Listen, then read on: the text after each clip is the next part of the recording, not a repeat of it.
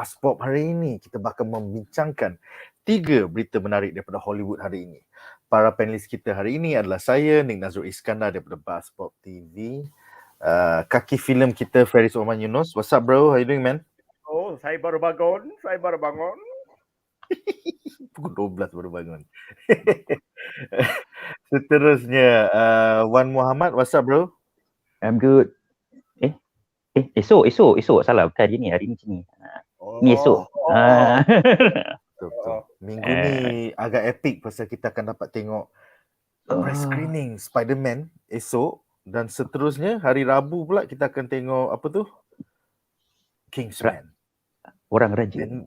And then maybe hari Jumaat kita akan dapat tengok Matrix. So basically ini adalah some of the best films at the end of the year, back to back.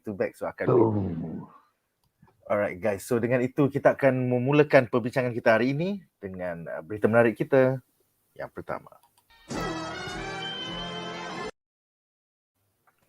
Alright, so berita menarik kita yang pertama adalah tentang Black Adam, Alaf baru DCEU. Ketika diwawancara oleh majalah Total Film, pengarah Jaume Collet-Serra membincangkan bagaimana filem Black Adam bakal mengubah genre filem adawira untuk selama-lamanya. Macam lansi gila je ni. But anyway, pengarah Jaume Collet-Serra tentang Black Adam, dia mengatakan Black Adam is a disruptor in the DC Comics world. And it has to be a disruptor in the way that we make superhero movies. I like to be challenged and I wanted to create new technology. So we developed the way that Adam moves, the way that he flies, his costume. And then it trickled down to every other character and the movie itself. But there was always the goal to be new and unique in the storytelling and in every aspect of it. Dia juga menambah tentang Justice Society. Dia mengatakan Aldis Hodge as Hawkman, plus Pierce Brosnan as Dr. Fate, Noah Centineo as Atom Smasher, and Quintessa Swindell as Cyclone, coming together to try to defeat someone who's undefeatable like Black Adam creates a lot of interesting situations without having the pressure to carry the whole movie. That's a much more fresh way in. Jadi, soalan aku untuk para panelis adakah ini sekadar kata-kata kosong oleh seorang pengarah yang cuba memasarkan filemnya, ataupun adakah filem Black Adam bakal merombak genre filem adawira di DCEU dan MCU untuk selama-lamanya? Bincangkan. Silakan. Feris Adam, silakan. Posing macam The Rock ni. Kau bukan The Rock bro. Kau nampak macam Bear Rock. Okay, anyway. Silakan bro. Posing, okay. First of all, kalau korang semua tak tahu, Black Adam is a villain. It's not a hero. Just put it out there. Okay. So, I think the treatment is going to be sama macam Venom lah. Make it him an anti-hero. Kalau jahat, tapi jadikan dia hero. And to answer question, Nick, yes, I think this cakap-cakap kosong lah. You know, you can't really say until you watch the movie. That's number one. I think there's a small truth to it lah, sebab I'm very impressed dengan the footage yang diorang tunjuk a few weeks was it Comic Con DC Fandom 2021. Yeah, so I'm quite impressed with that sebab kau nampak dia terbang, kau nampak dia menakutkan, at the same time heroic, so you have both elements there, so I like it. But I still think if he wants to say he's using new technology and new ways of storytelling, I still think it's kata-kata kosong. I really have to see it. Critics have to evaluate it first. But I have hope for this movie. I think it'll be good. And the treatment is going to be same like Venom. Almost exactly. Because have to remember, he is a bad guy. He's not a hero. Okay. Alright. I have a strong feeling, Kiri Brazil, that through this movie, JSA will be established in the DCEU. At the end, hujung sekali. And tagline sekali. Very good. Yes. Mana struggle? Aku nak cakap struggle. Wan, apakah reaksi kau terhadap kata-kata Feris Jaume Colesera. Feris nak tambah lagi? No, tak ada. Kira. Reaksi aku? Ya, betul. Jap. People elbow! Oh, okay. Aku punya reaksi, actually, aku just nak cukup-cukup lah. Aku nak tengok movie terus boleh tak? I mean, kita tahu kadang-kadang pengarah selalu macam oversell dia orang punya movie dan dia cakap benda yang bila tajuk dia dengan apa yang dia cakap tu berlainan. Kalau dia kata nak menukarkan superhero punya genre, dia kena tahu genre atau apa. Genre is like thrill, horror, apa tu, murder mystery atau apa semua kan. Tapi bila dia cakap, oh ada teknologi lain, tak ada. Itu bukan tukar genre. Itu kau tukar teknologi perfilman. Kenapa kau nak tukar genre? Genre apa kau nak tukar kan? Kau nak campur, kau nak mix murder mystery dengan Tak, dia superhero. kata dia macam dia nak evolve lah. Dia nak evolve the superhero genre. So for the past 21 years, kita buat filem superhero macam ni. Kita buat macam Daredevil, kita buat macam Elektra. Lepas tu tiba-tiba Marvel Comics came along and okay, this is how we do. So he's trying to say like, I will evolve it more than MCU. Dia macam lansi gila lah, you know. Okay, so I think maybe ada point juga lah dia cakap macam tu because okay, you see macam apa Feris cakap tadi, Black Adam is a villain. So adakah dengan cara dia mencenterkan villain yang tengah-tengah, dia akan ubah cerita superhero, macam cerita dia pasal villain, tapi superhero tu ada spotlight juga. Tapi kalau Venom kita tahu, Venom like, kau jadikan dia anti-hero, bukan villain tau, kau jadikan dia terus anti-hero, dan lepas tu jadi lovable. Adakah dia nak buat Black Adam, ni cerita pasal villain, but you will fall in love with this villain, and then you will justify what the hero buat juga. Aku rasa kalau macam tu, I think it's gonna be mind blown lah. But as Abang Feris said, as aku pun tengok, kadang-kadang director tu suka oversell. So aku take a grain of salt lah bagi pendapat aku. Yeah, and I think Dwayne Johnson pun sejak day one lagi, for the past 5 years, dia selalu cakap the balance of power will change in DC films. Macam dia cakap dia lagi bagus dari Superman lah. Aku macam what the fuck. Dia koyakkan padding kan. Tak nak padding ni. Oh. Saya tak perlukan padding. Saya boleh rock bottom kamu. Feris? When it comes to filmmakers cakap nak evolve, kalau kau tengok sejarah filem-filem superhero, mesti ada pengarah atau producer akan cakap, oh we're gonna do something new. It's another way of saying evolve juga, you know. They I mean, it's just now that this director, Jaume Colesera, okay. So Sarah just happens to use the word evolve lah. I mean, I think directors sebelum ni dalam interview pun ada cakap some sort of new direction they are gonna take. So it did. So this is just another one of them lah. So like Wan said, just a grain of salt. Salt bay. The Rock buat. Tapi The Rock tak guna salt. Dia guna apa? Dia guna peluh badan dia. Apa kan? Apa yang kau ni? Okay, so kita ada beberapa soalan menarik daripada penonton di rumah. Pertama, Muhammad Aiman bertanya, Black Adam ni villain bagi siapa? Kalau Venom villain tu Spider-Man. Jawapan sebenar adalah Black Adam adalah musuh utama Shazam.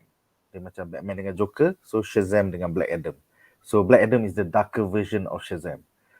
Kemudian Muhammad Akid bertanya, soalan menyimpang, ada perkembangan tak tentang filem Black Panther 2 Letitia Wright? Kita akan bincangkan hari Rabu nanti dalam topik coverage untuk Black Panther 2. Kemudian bukan ada oh ya, kita ada premiere lah, kita akan tengok Kingsman. So kita akan cover hari Jumaat nanti. So yes, betul. Jumaat bukan dia Matrix ya? No, I think can answer this one. This one has been shot down. Silakan Feris, silakan explain komen tentang Black Panther Letitia Wright. Kena buang ke tak kena buang? Silakan. Aku rasa tak kena buang sebab first of all ada ura-ura is a rumor ni that dia kena buang. Lepas tu dah kena shot down so that she will come back. Come on, the movie is halfway already. Kalau dia nak ganti pelakon, they have to reshoot all over again. And kau punya Doctor Strange akan postpone lagi. Kau punya apa-apa jadual lagi akan postpone. So kalau diorang nak replace Letitia Wright, kita dah akan tahu yang tarikh-tarikh filem Marvel lain akan postpone. Sekarang tak ada announcement. So I think she'll be back tapi lambat sikit. Kau boleh film banyak benda lagi. They're already halfway already. You know? Kau nak ganti pelakon halfway. Gila kau. Marvel is too big to take that risk. To fail. Ya, takkan kau nak reshoot semua scenes daripada bulan Julai lagi, kau dah shooting dia dekat Atlanta lah apalah. Let's put it this way. Although it might not happen, but sebab Letitia Wright dia tak nak dapat vaksin, so dia tak boleh travel. I think Marvel has enough money to kind of shift the production to another country just to accommodate her. Letitia Wright ni gila lah. Anti-vaxxer yang gila, menyusahkan produksi ada lah. Baingong betul. Menyusahkan orang, so dia think for herself only, which is fucked up lah. Itulah. Okay, kembali kepada Black Adam. Tak ada, kita nak cerita Black Adam je hari ni. Betul. Gila. Aku nak cakap benda. Nameless bertanya, mana telinga elf Black Adam? Aku rasa dalam adaptasi ni kita tak dapat telinga elf Black Adam, pasal kalau kau nampak overlay ni, cuping telinga dia still cuping telinga manusia. Unfortunately. Tak CGI lagi. Ya, tak CGI lagi bro. Maybe we'll see. Kemudian Muhammad Shazli mengatakan, secara tak langsung Rock dah bagi spoiler. Dia dah bagi hint yang dia takkan mati dalam this movie. Mana boleh? Nama filem tu Black Adam. Takkanlah Black Adam, lepas tu dia mati. Tak pernah sampai. The Rock tak boleh mati bro. Dia kena buat elbow lu, dia kena buat rock bottom lu. Yes. Tak boleh mati. Dia new franchise, man. This is a new franchise. He's not gonna die, man. He's not gonna die. And by the way, untuk penonton di rumah yang tidak arif ya, The Black Adam eventually menjadi anti-hero dan menjadi ahli kepada Justice Society. I think this is the movie that will show him turning from a villain benci Shazam, kepada insaf, kemudian joining the Justice Society. So, aku rasa tak kot. Aku rasa maybe 2-3 filem kemudian dalam DC baru dia jadi anti-hero. Aku rasa kan dia belasah dulu ni bro. Maybe.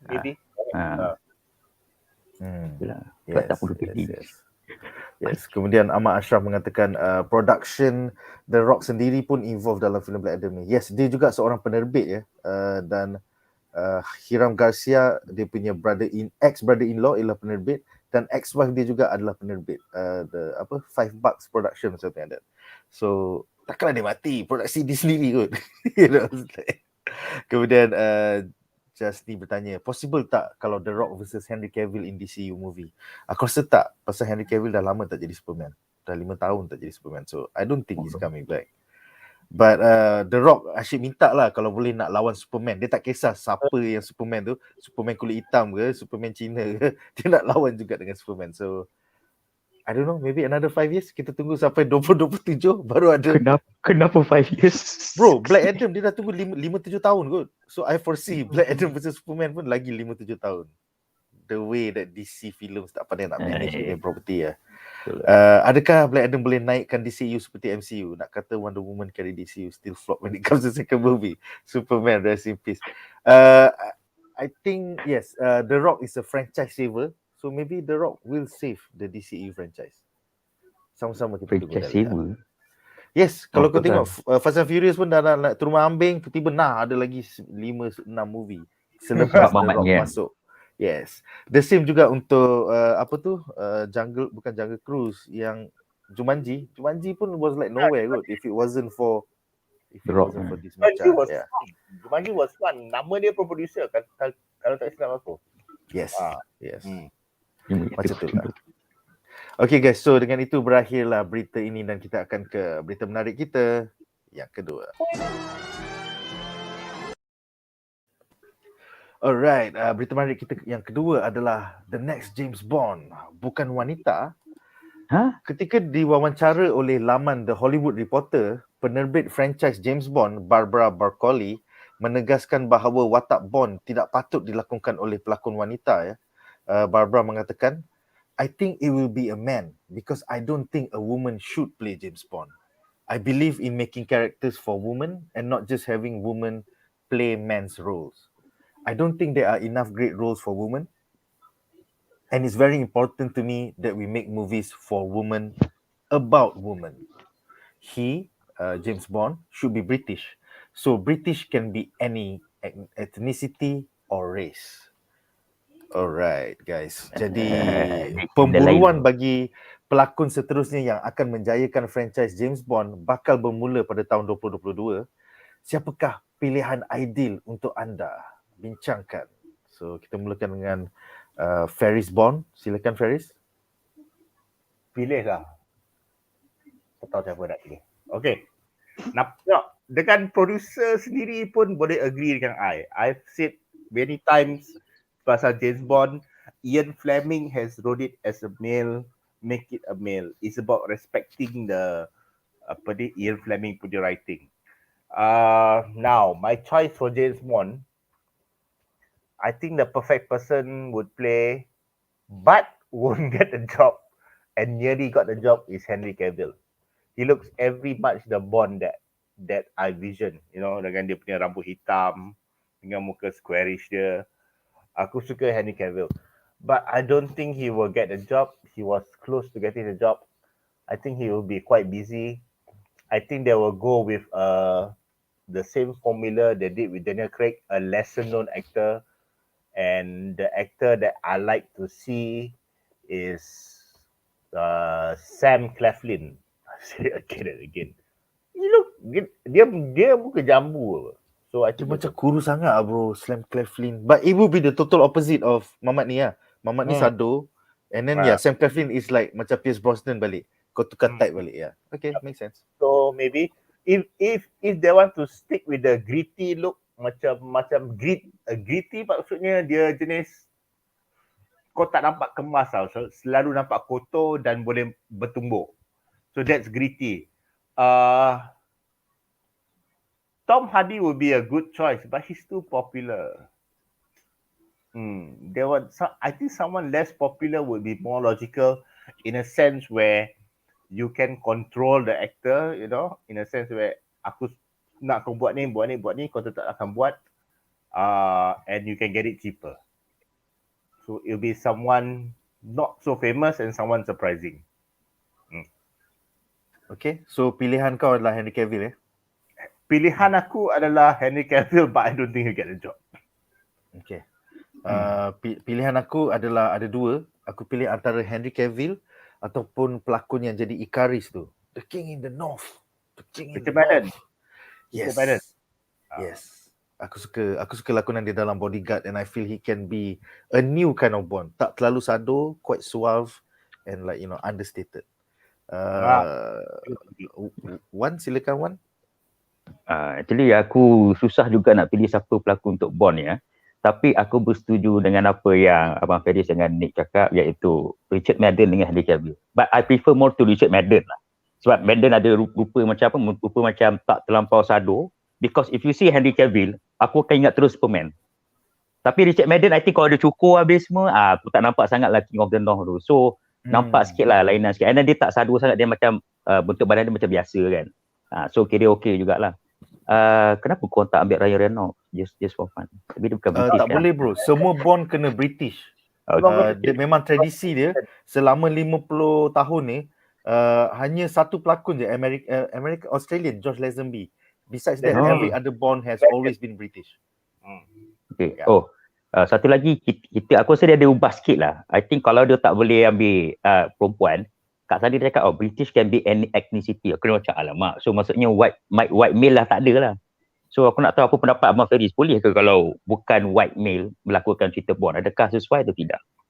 Sebab Idris Elba ke, apa pendapat kau sekiranya Idris Elba jadi Bond? I think the producer has played it safe in terms of siapa akan main Bond, because there are two factors that people want to change about Bond.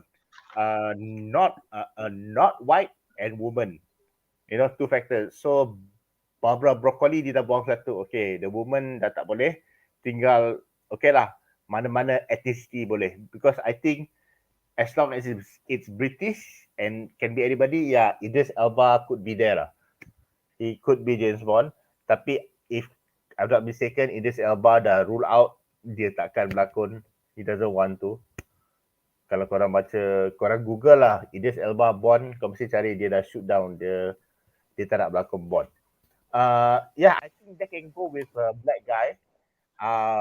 It's not wrong. It's okay because as long as it's British lah. Jangan ambil American ke Australia ke apa jangan. Apa pendapat kau kalau Henry Golding jadi Bond? Tak boleh. Aku protes. tapi dia half British. Saya half British, bro. Dia half Malaysia, half British. Elok-elok kan bakal sama belacan. Sudah bu. Money is born. James Bond. Anyway, seterusnya Ahmad Ashraf bertanya, what about Josh McKay daripada filem 1917 ke? 19 Ya. Okay lah. Tapi kalau you want to take unknown, aku lagi rela Richard Madden lah daripada Josh McKay. Kemudian 15 bertanya, Colin Firth boleh? Colin Firth terlalu tua, bro. Colin Firth is in his 50s ke 60s. So, I don't think so. Kemudian, wow, Izul. Bagi aku si Jamie Dornan, sekali pandang orang ingat Agent 50 Shades of Grey. It's just makes sense. I think that one sounds interesting. That's not bad, a good choice, yeah. Yes. And then, Muhammad Aiman. He's Irish. That's Irish. I don't know whether British lah. British. No. Kalau dari Republic of Ireland, okay, boleh di-classify sebagai British. Kalau Northern Ireland tak boleh. Saudara tak boleh, betul. Ya, tengoklah macam mana. Aiman mengatakan sekali Will Poulter menjadi Bond. Tapi Poulter British kan? British kan? Yes, he is. I think Charlie Hunnam pun will be cool lah. Charlie Hunnam will be cool. Tapi Charlie Hunnam bila dia dah shift semua nampak lain tu, nampak macam budak tu. So I don't think. Kita tengok macam mana lah. Sama-sama kita nantikan pemburuan The Next James Bond yang bakal bermula tahun depan. Alright. Kenapa tak ada orang nak adapt James Bond Junior? Yang kartun James Bond Junior tu tak ada orang nak adapt ke je live action? Aku nak tengok sekali, tolong lah.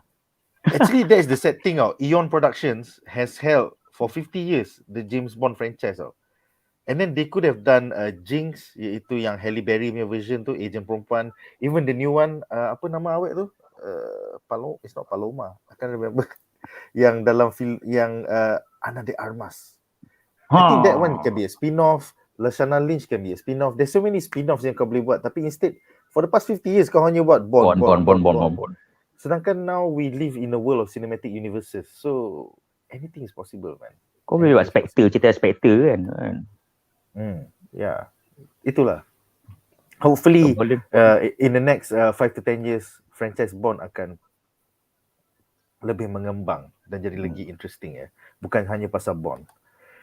Alright guys, dengan itu kita akan ke berita menarik kita yang ketiga.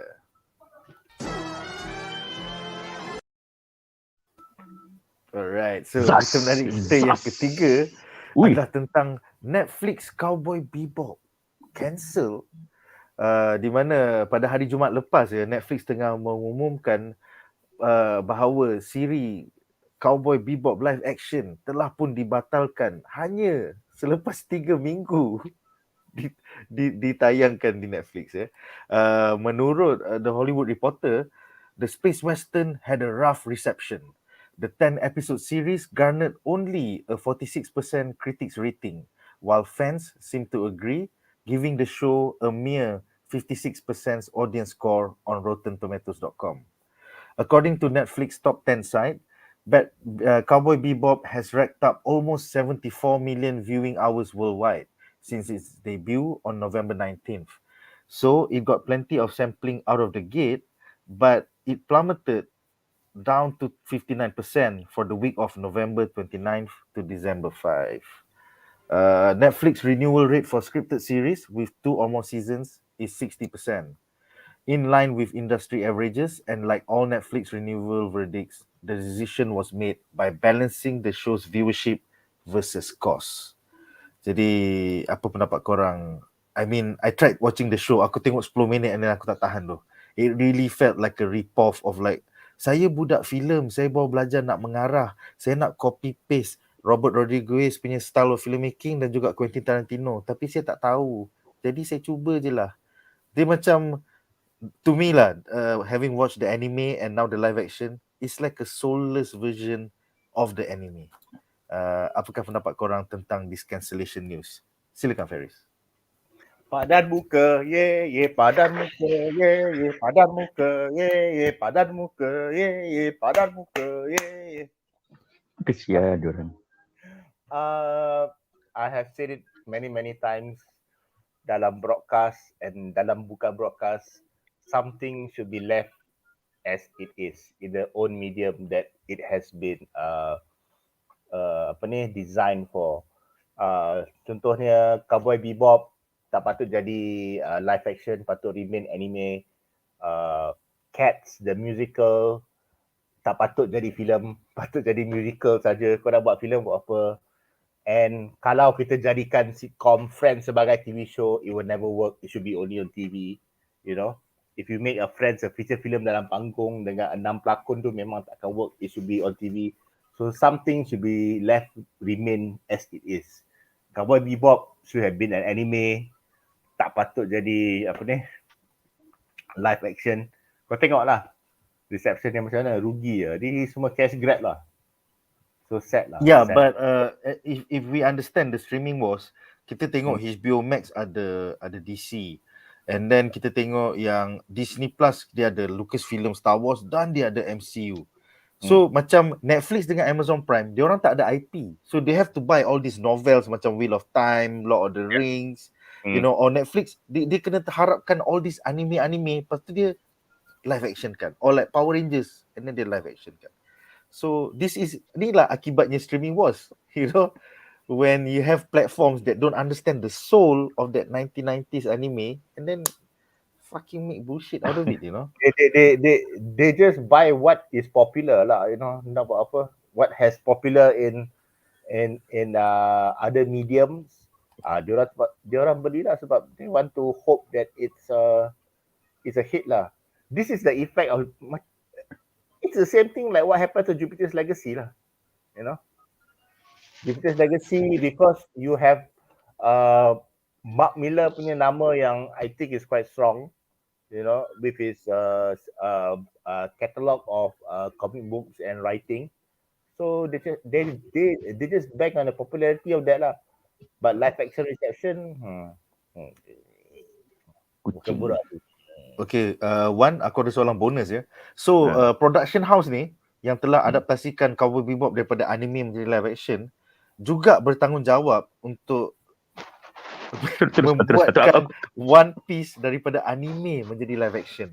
Jadi, selepas kegagalan crash and bomb of this Cowboy Bebop, apakah harapan anda untuk adaptasi live action One Piece di Netflix? Silakan. Kalau kau tengok ada satu meme tu yang pasal ada pintu semua live action Jupiter Legacy, lepas tu ada apa Cowboy Bebop, lepas tu lah sekali One Piece kan, dia tengah ketuk One Piece tau. Tak aku macam biarlah kau One Piece. Aku dapat rasakan kanta juga, hancur lebur. Sebab kau tengok Cowboy Bebop macam mana dia adapt.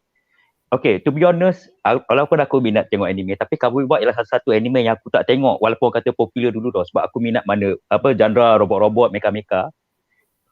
But even though aku tak tengok Cowboy Bebop anime, aku try tengok dia punya live action. So aku tak tahu apa dia punya groove dia macam mana, dia punya soul macam mana of Cowboy Bebop, tak tahu. Bila aku tengok the first 5 minutes, kalau ni 10 minutes, the first 5 minutes aku macam, kenapa villain ni cakap macam koyak-koyak. Lepas tu aku tengok casino setting tu macam ni macam kau letak tempat kosong, lepas tu kau letak all the machine slot kat situ. Lepas tu dinding semua warna oranye. Dan lepas tu aku tengoklah juga sikit scene dekat Cowboy Bebop, patutlah dinding semua warna oranye. Tapi kau tahu tak kenapa dia buat semua warna oranye? Sebab dia nak senangkan lukis tau. Okay, dan lepas tu bila dia punya action scene, aku nampak macam, even though aku bukan minat Tarantino, aku bukan minat lah, bukan tak hardcore sangat lah, tak tahu lah macam dia buat. Tapi aku dapat rasakan dia punya action scene dia macam, kau baru buat masuk filem ke? Tembak-tembak macam Hollywood punya standard lagi gila kot. Contoh masa Spike tengah pusing macam tu, kau tak buat slow-mo, kau buat cepat sebab kau nak ikut ni. Dan lepas tu dia punya rentak, orang tembak dengan Spike elak tak sama tau. Macam aku rasa kalau ikutkan scene tu, kalau dia tembak patut dah kena Spike lah. Tapi Spike boleh elak macam ni. Aku macam, dia punya fight koreografi dia macam sampah kan. Fight koreografi dia macam orang baru belajar nak shoot action. Macam mana macam mana nak gerak kamera. Aku rasa kat sini dia punya, kalau rakyat marhin atau orang biasa pun tak dapat nak cash kau punya ni, so that's where you die lah maksudnya. Fan dah tembak kau, lepas tu ni pula orang biasa pun tak boleh nak jump into it. That's where is matilah. Tapi kat sini aku rasa lah ada macam benda yang aku nak cakap juga, macam kenapa kalau kau nak edit satu benda tu, kau tak boleh edit 100%. I think Nick dah pernah beritahu pasal Batman vs Superman, benda yang dalam komik tak semestinya boleh masuk dalam filem semuanya. And then Wheel of Time pun yang aku tengok ni pun dah cakap benda sama tau. Bila tengok balik, kita duk borak-borak pasal Wheel of Time kan, buat live. Apa sajalah buku, kadang-kadang kau tak boleh nak translate semua dalam TV, sebab kadang-kadang sebab dalam buku medium lain, kau nak gambarkan satu scene tu, satu background, satu setting, kau kena cakap menari dia tinggi macam ni, warna-warna macam ni. Tapi kalau dalam filem kau boleh lahirkan macam tu je. Nah, okey 3 second. Habis. Tebal ni habis. Aku baca Lord of the Ring dulu, Aragorn macam-macam tu. Lah, 3 second je pandang pandang kiri kanan. Aku punya baca bila Aragorn pandang ke kiri, dia nampak benda ni, dia terfikir patut aku ke kiri, patutkah aku ke kanan. Set kiri kanan. Kacau. Then now I think that's where yang COWBOY BEBOP punya adaptation ada salah sikit lah. In my opinion mungkin boleh, tapi dia ni orang yang tahulah mana yang patut diorang buang, mana yang patut diorang tambah. Buang dengan tambah tu penting aku rasa. Sebab maybe dalam, let's say aku nampak spike dalam COWBOY BEBOP tu pusing macam slow motion, maybe dalam adaptation kau tak boleh buat macam tu. Kau kena buat cepat. Macam betul-betul real life punya lah. Tu sajalah pendapat aku. And then aku agak, bukan nak kata padan muka jugalah, sebab geram kan sebab apa yang Faye cakap dekat fan. Tapi bagi aku macam, come on lah Netflix. I mean, kalau kau nak adapt satu, boleh tak kau ada soul sikit? Kau bukan ambil semua macam pasar daging. Ambil. Lepas tu dah jadi sampah, kau buang macam tu je. So, orang lain, macam franchise tu elok-elok dah ada nama, tapi nak jadi live action, semua orang takut nak buat. Sebab apa kita? Sebab macam dah ada nama buruk, Netflix dah hancurkan dia. Dah ratah dia habis-habis, jadi sampah. So, bagi aku, next time Netflix, if you think you cannot do, find the right director, find the right person with the soul yang tahu benda ni, kau jangan buat lah. And then aku rasa lepas ni franchise owner tolonglah. Kalau kau sayang franchise kau tahan. Tapi Witcher jadi pula geram pula aku. Geram. Yes. Untuk 10 kehancuran ataupun kegagalan seperti Jupiter's Legacy dan COWBOY BEBOP, we have one greatness macam The Witcher. So itulah cara Netflix ni lah dapat pinjam 12-15 bilion setiap tahun dan buat 1000 show. Maybe daripada 1000 show tu 5 je yang berjaya. Tapi yang lain semua hancur lah. Feris, what do you think will happen 5 to 10 years from now when they run out of IPs after trying thousands every single year, 12-15 billion. And then out of that maybe The Witcher jadi 7 seasons. Lepas tu, yalah, so many failures just to get so little success. They have, excuse me, if kalau IPs dah habis, they have to create their own IPs lah. Which is something I'm disappointed that Netflix tak buat lah, because you can always open a department yang come up with fresh ideas. To me, diorang sekarang fikir in a sense where aku kena bayar balik bank secepat yang mungkin, you know, rather than develop a new property which the upside it's going to be original, but the downside it can take 2 or 3 years just to develop one thing. Well, I feel that besides adapting benda-benda yang dah popular daripada komik ke daripada anime jadi live action, they have also, if you see in the past 10 years of Netflix, been able to finance ataupun co-finance with local productions. And we, you know, as an after effect, you have House of Cards, Orange is the New Black, La Casa de Papel, Money Heist, Stranger Things, and this year's Squid Game. So they are doing that concurrently. So dia bukan saja aku nak ambil Gundam, aku nak ambil Yu Yu Hakusho, aku nak ambil One Piece. At the same time, they are financing the next, you know, Squid Game ataupun the next Money Heist. Also, we have to think with adapting something that orang dah familiar with, you have a guaranteed audience, so you have guaranteed numbers. Kalau you get original, there's no guarantee numbers because it's brand new. So you have an adaptation, okay lah, kita ada fan yang lama atau fan yang dah baca buku atau fan yang dah tengok kartun, confirm akan tengok. So diorang dah boleh project a certain confirmation punya numbers. Kalau dengan original material, you cannot predict if they want to make a original story about cowboy. You cannot predict, the numbers are going to be low. So they all cannot project. That's why. Itulah dalam tahun yang sama yang kita dapat Squid Game, kita juga dapat Jupiter's Legacy, kita juga dapat Masters of Revelations, Masters of the Universe Revelations, kita juga dapat COWBOY BEBOP. So itulah aku sangsi dan aku quite worried for the future of Netflix adaptations of IP yang kita dah kenal. Especially daripada Jepun nanti kita akan dapat Yu Yu Hakusho live action, One Piece live action, dan Gundam live action film. So aku macam Even Avatar The Last Airbender pun aku takut because that's not an anime tapi it's a popular American animation yang sekarang the founders dah balik ke Nickelodeon buat and then the animation. Netflix live action is still going on. Aku macam kenapa ni weh? What? Aku rasa lah, I think ambil IP tak ada masalah tau. Tapi cara kau garap IP tu yang aku rasa kena take time. Diorang macam hasty sangat tau. And then bila fan dah bagi banyak red flag, contoh asal film macam ni, kau patutnya tak, nanti jap. Tengok dulu apa yang berlaku.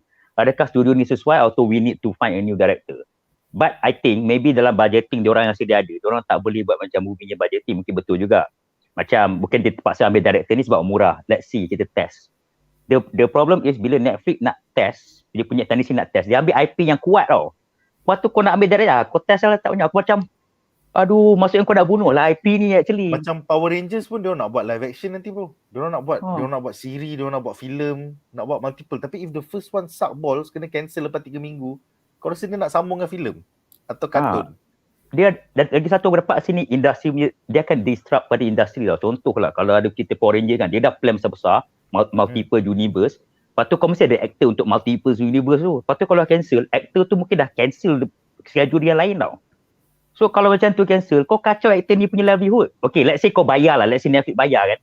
Bayar juga, tak apa, saya bayar pampasan. Itu dah jadi benda bodoh dalam bisnes sebab kau ada pinjam duit, lepas tu kau bayar, dapat benda kosong. Lagilah bodoh. Betul, kata Netflix ni macam, mungkin dia tak kisah kot. Dia ambil, okay, kalau let's say Witcher ni berjaya, dia akan make Witcher tu gila-gila. Maksud dia akan kita dah dapat anime Witcher, live action dah nak masuk 2 season. So nampak macam benda ni berjaya, kita akan buat anime, kita akan buat live action, kita akan buat prequel series. Betul. Dan lepas tu dia dah ada 3 show lah, gila tu. Lepas tu kalau ketuk book balik kan, lepas tu ada 9 show cancel lah guys, accounting kita kira. Kita hutang lagi 1 bilion. Lepas tu Netflix punya pengurusi tengok kan, apa yang aku dah buat ni. Lepas tu semua franchise IP lain dah bangun macam ni lah. Mana pampasan lain ni, tak ada lagi pampasan. So aku rasa I think better lah next time if you know that IP ni macam ni, you panggil semua fan kau, panggil apa-apa, kau tengok apa dia orang nak betul-betul. Sebab lagi satu Jepun yang kosong, dia punya owner pun macam terlampau baik lah. Betul cakap kau ni sakbol lah. Tapi dia tak berani cakap. Arigato. Betul. Teruskan. Sebenarnya janganlah teruskan. Yes. Itulah. Bila aku dengar Ichiro Oda is on board with the One Piece live action tu, aku macam betul ke? Ke dalam hati kau macam babi lah orang kulit putih ni merosakkan anime aku, merosakkan manga aku. Tapi aku rasa maybe tak tahulah, kadang-kadang mentality Jepun ni lain sikit tau. Even though dia kata okay for certainty, dan ada satu side juga yang mana diorang ni, ini agak dark sikit lah, diorang ni actually suka mempermainkan orang putih. Dia tak, diorang bodoh, diorang tak tiba. Itu juga yang super power. Ada juga lah. Kalau dalam segi kerja pun diorang hire orang putih just because nak nampak diorang superior. Dulu kau perang aku lah, sekarang aku hire kau kerja buat aku. Dia nampak macam trofi tau. But I don't know about dia, I think no lah. I takut nanti kalau ada benda lain lah, saja lah. Nampak dia bodoh. Kita agak kan. Ada macam tu bro, aku macam dengar, ya Allah. Lepas tu yang terkenanya fans lah. Fans terkena fan lah. Tak, nanti tak apa. Lain kali ikut saya punya IP. Manalah tahu, tapi ni spekulasi teori Brazil lah. Janganlah pula orang Jepun kan. Tata cakap, betul lah apa orang cakap tu. Dan aku macam ni lah. Yes. Tapi sama-sama kita nantikan beberapa tahun daripada sekarang. Macam mana, apa terjadi pada One Piece nanti ni. Aku One takut Piece, Gundam, Yu Yu Hakusho, Avatar The Last Airbender. Aduh, macam itulah. Okay guys, so dengan itu aku rasa berakhirlah segmen kita hari ini. Terima kasih kerana menonton. Join us tonight di mana kita bakal membincangkan Amazon Prime punya The Wheel of Time episode 6. Esok kita punya non-spoiler review untuk Spider-Man should be up by malam around pukul 9, pukul 10 macam tu. Kemudian hari Rabu kita ada Demon Slayer episode 9 review. Juga kita akan cuba upkan kita punya Kingsman non-spoiler review. Dan hari Khamis nanti kita akan bincangkan Hawkeye episode 5 yang bakal memecahkan kepala otak semua orang. So sama-sama kita nantikan. Itu sahaja untuk hari ini. Terima kasih kerana menonton guys. Majulah fandom untuk negara. Bye guys.